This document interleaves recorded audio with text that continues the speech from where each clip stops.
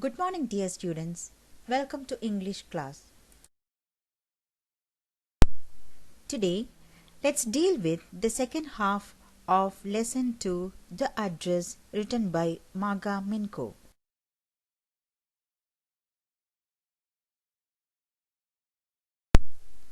In the first half of the lesson, we have discussed about the narrator's first visit to number 46 Marconi Street and the memories of her mother.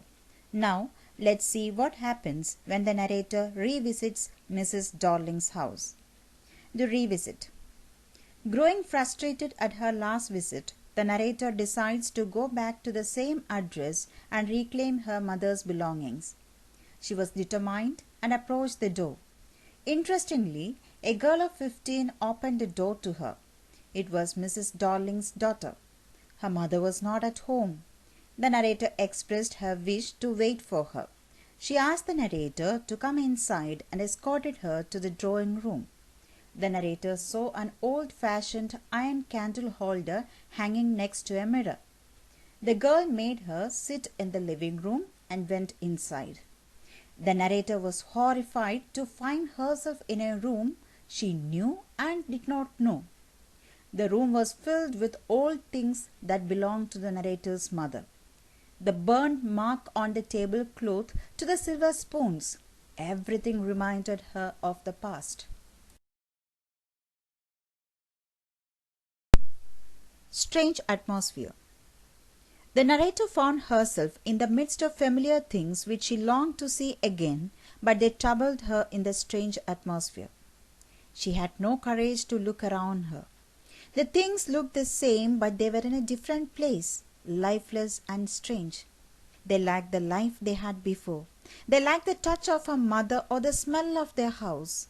They were a reminder of what the narrator had actually lost and that it could never be recovered.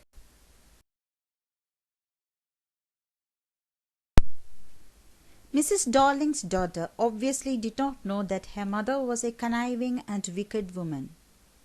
The narrator asked her if she knew where her mother had got these things. She thought that her mother bought the objects at an auction. The narrator was soon overwhelmed by the flashing memory and decided to leave the house and the possessions. Without giving any explanation to her host, she scampered from the house, which became hauntingly difficult for her to stay in.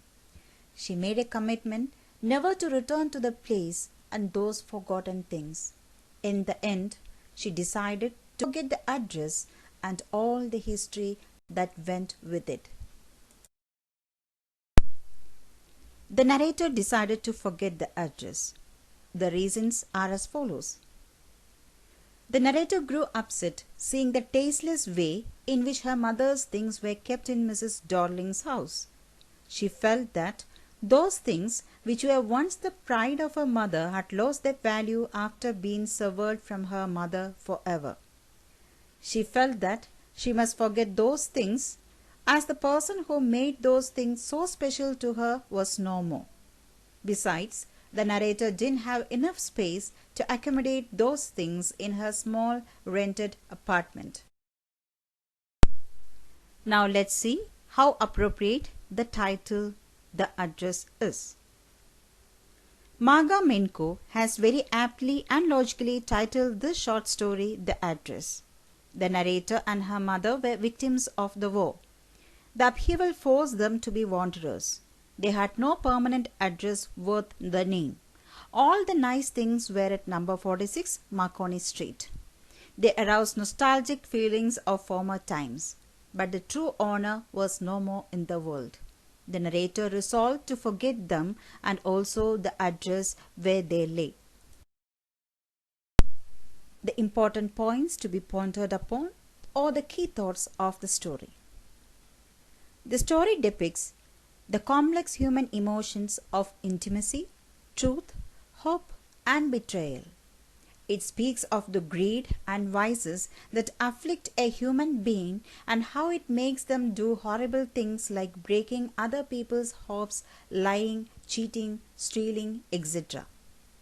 Mrs. Darling refuses to return what she took from her friend and do her duty as a friend and a responsible human being. She actually used the opportunity to take advantage of her friend's difficult circumstances. This represents the worst of a human nature. The background of war and persecution of innocent lives has strong connotations and beautifully foreshadows the story itself.